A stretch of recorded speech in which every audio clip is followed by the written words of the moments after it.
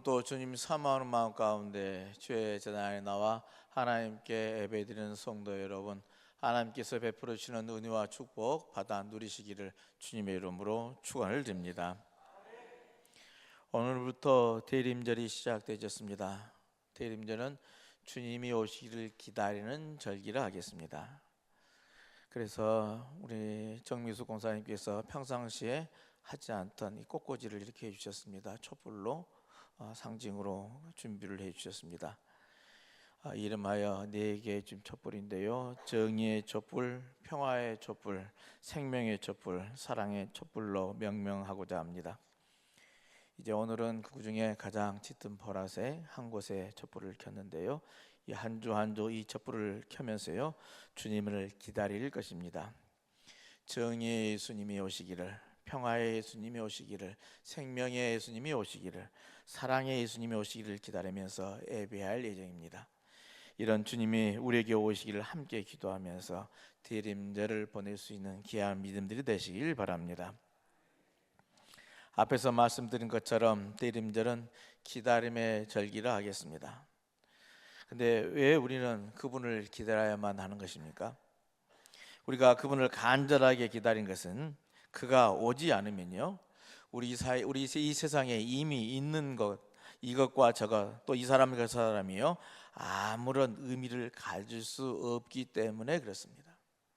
우리가 살아가지만은 주님이 오시지 않는다면 의미가 없는 존재라는 겁니다. 그분이 있어야요, 주님이 있어야 비로소 이 사람과 저 사람이 또 이것과 저것이요 의미를 가지게 되지고 빛을 발할 수 있기 때문에요 그분이 오시기를 우리는 간절히 기다리고 있다는 겁니다. 그러게 기다리면 어떤 의미로는, 어떤 형태로는 모험이고요 투쟁이기도 합니다. 왜냐하면 그분을 기다릴 필요가 없는 사람들이 있죠. 자신이 가진 것이 많다 생각하고 자신의 기득권을 빼앗긴 것이 두려워하는 사람들은요 새로운 세상을 만들어 가시고 오시를 원하시는 그분을 기다리지 않는다는 겁니다. 그분을 기다리는 일은 달갑지 않기 때문에요 오히려 거부하죠. 오히려 그 사람들은 사람들을 기다리는 사람들을 비웃고 이협하고 탄압하려 하기도 합니다. 다시 말해서 박해한다는 것이죠.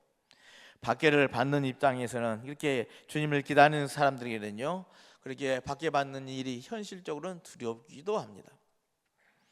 이렇게 두려운 것이 우리들의 삶의 현장인데요, 그런데 왜 기다린다는 것입니까?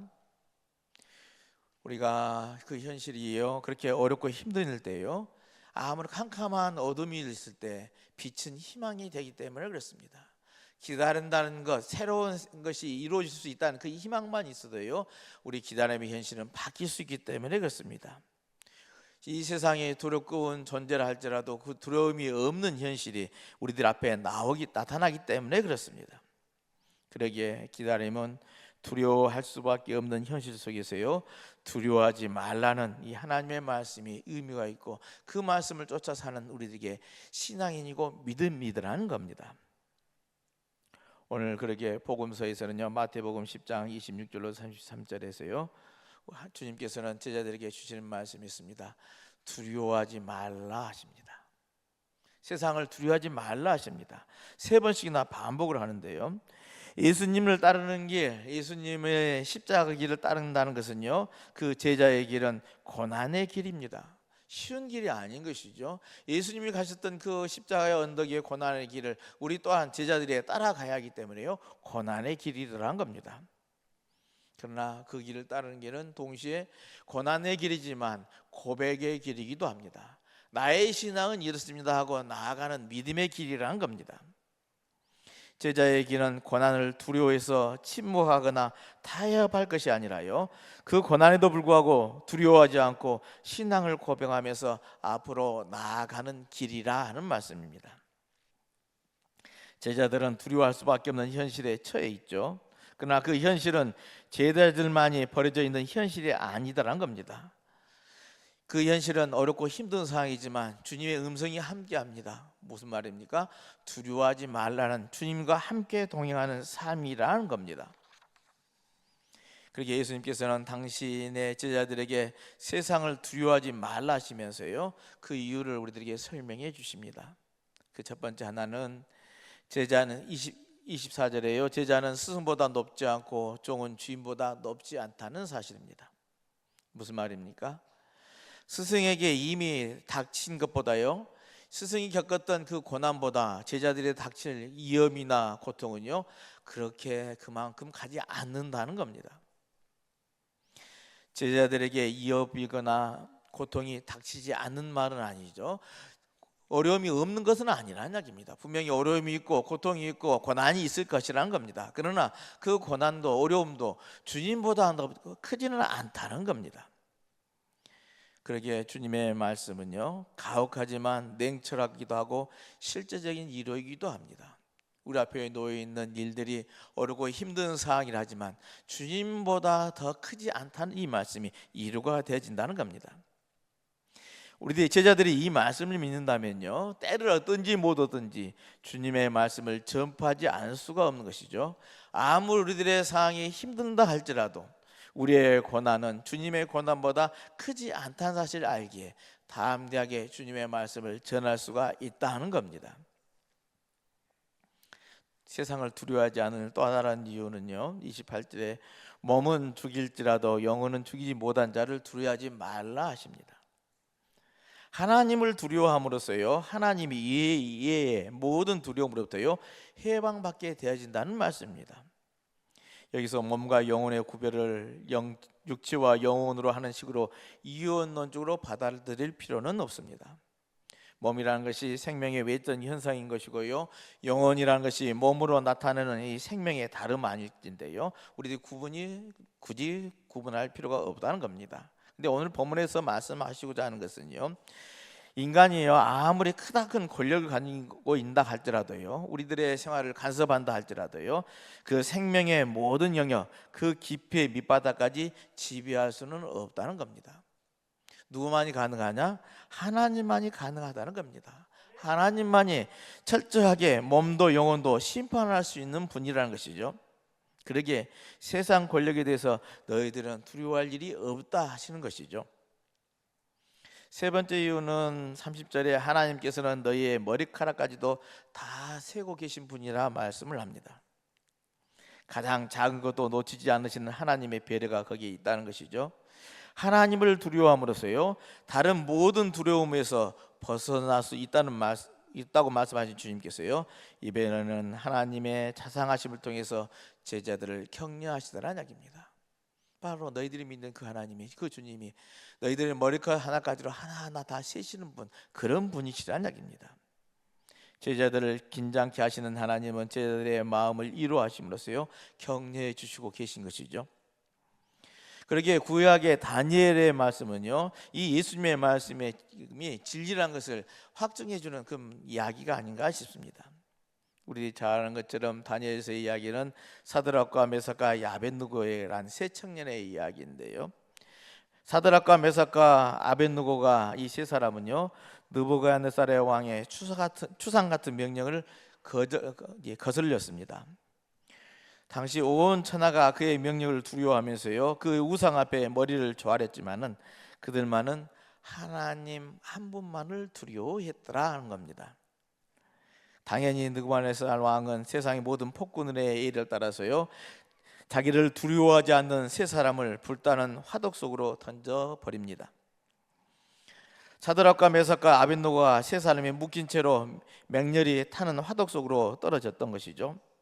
근데 오늘 본문의 이야기가 무슨 이야기입니까? 불에 타지도 않고요, 그 불 속에서 네 사람이 걸어 다니더라 한 겁니다. 그것도 누가 봅니까? 이걸 던지고라는 명령하는 느부갓네살 왕이 그 모습을 보고 말을 합니다. 보아라, 내가 보기에는 네 사람이다 합니다. 분명히 세 사람을 불타는 화덕 속에 집어 던졌는데요, 불 속에 또 한 사람이 세 사람과 함께 있더란 겁니다. 우리들이 신앙한다면은 믿는 사람들의 이야기 중에 환상을 보았다 하는 사람들이 있죠. 신앙적 상상력을 통해서요, 나는 이러이러한 것을 보았다, 살아있는 하나님을 보았다 증언하기도 합니다. 대부분의 자신의 신앙의 고백의 일환인 것이죠. 보혜에서 하나님을 만났다는 측면, 보게 됐다는 것인데요, 근데 오늘 본문의 이야기는 어떤 것입니까? 신앙적 상상력이 아니더라는 겁니다. 누가 그랬습니까? 그를 박해하는 사람의 눈에까지도 사로잡혔다 해서 이에 보이는 이 현상은 무슨 일인가 하는 것입니다. 오늘 느부갓네살이 이야기하죠.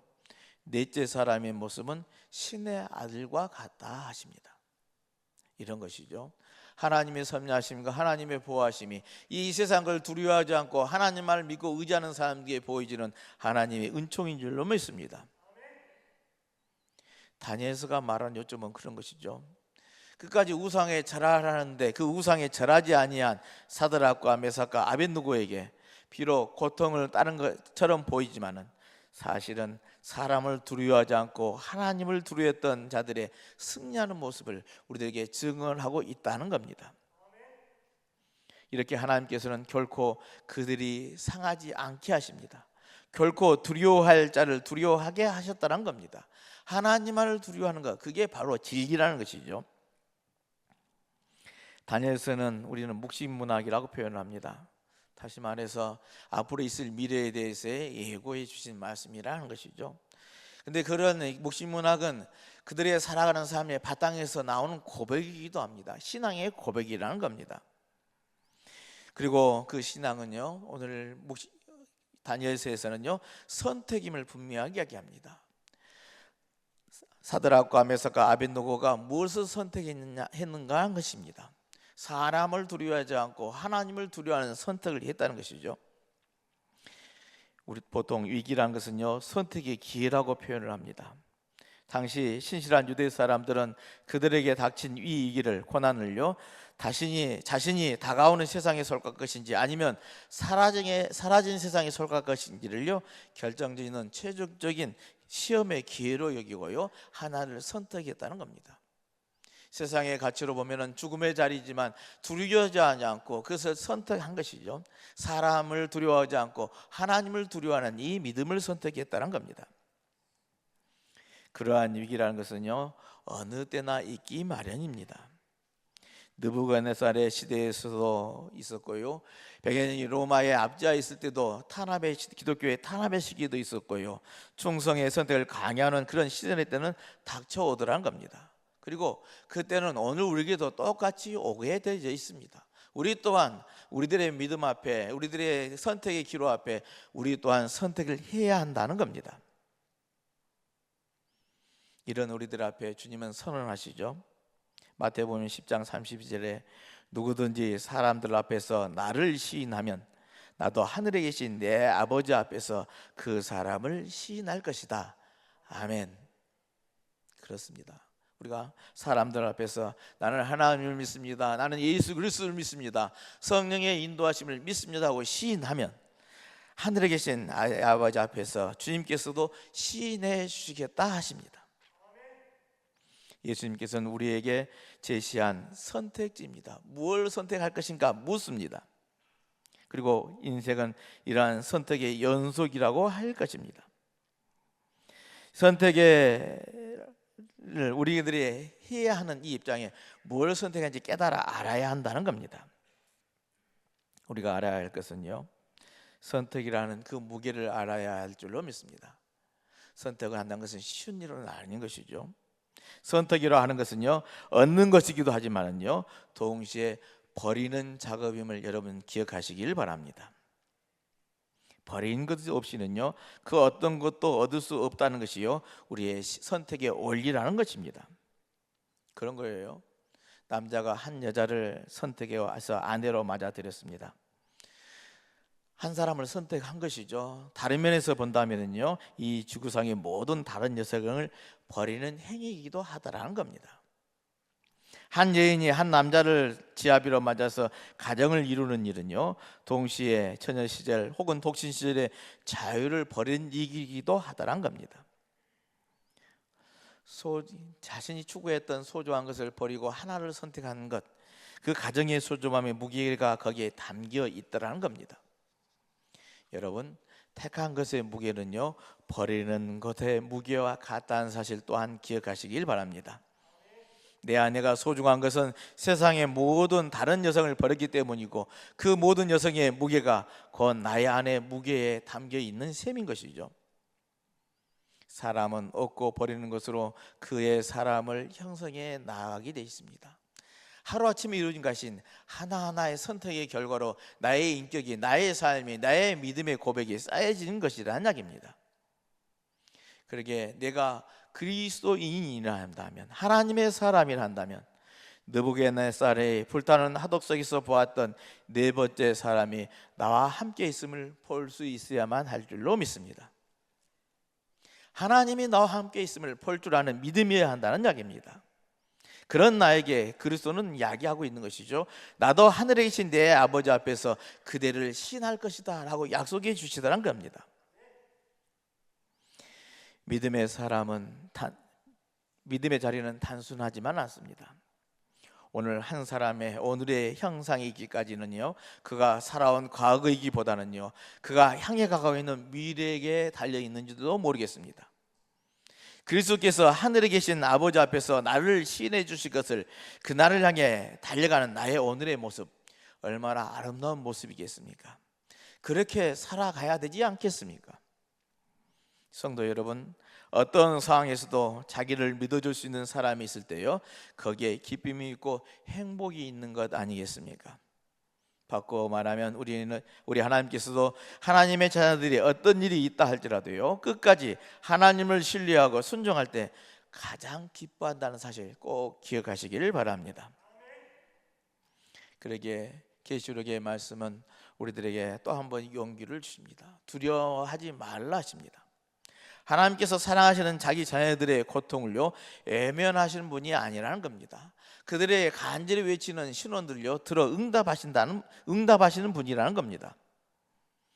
그토록 하나님이 안 계신 것처럼 생각하고, 또 하나님이 없이도 얼마든지 잘 지낼 수 있다고 생각하던 이 악한 무리들에게요, 그동안 인내하던 하나님께서 마침내 그들에게 화를 비치게 하셔서요, 이제 심판하시겠다 하십니다. 그를 애통하게 하고 탄식하게 하시겠다는 겁니다. 그게 하나님의 심판을 예고한 계시록의 말씀이죠. 그러면서 이런 심판이 있게 될 건데 너희들은 즐거워하라 합니다.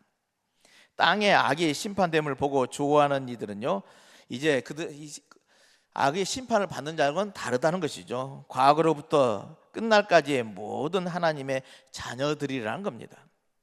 이 심판은 하나님의 자녀들이 드리는 신혼의 심판이라는 것이죠. 따라서 주여 오시옵소서, 악이 없는 하나님의 나라가 속히 임하소서라는 이 기도의 응답으로 하나님은 심판을 하신다는 겁니다. 물론 이 즐거움은 원수들의 멸망을 보고 기뻐하는 단순한 복수심에서가 아니라요, 악이 근절될 때 기뻐하는 하나님의 자녀들의 거룩한 기쁨이라고 설명을 합니다. 그렇습니다.